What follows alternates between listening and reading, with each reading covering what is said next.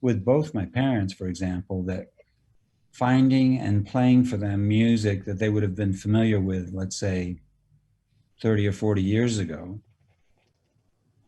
changed them, allow, made for communication. I mean, music is, and I'm sure you guys, you know that, and the people you work with are very well aware of this, but music is extremely important in that regard, especially I noticed that in the latter stages of my mother's dementia, when she was at a point where she couldn't talk, couldn't do almost anything, would just sit there for hours.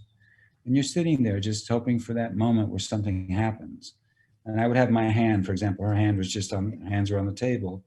And I would have my hand under one of her hands and just sitting there.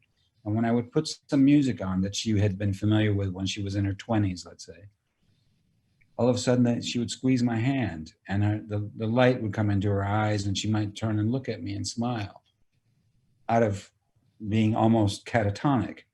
Something was happening and she would even hum. And so you find what you can. You have to constantly find new ways to communicate, as one ought to with people one cares about anyway, but we don't always do that.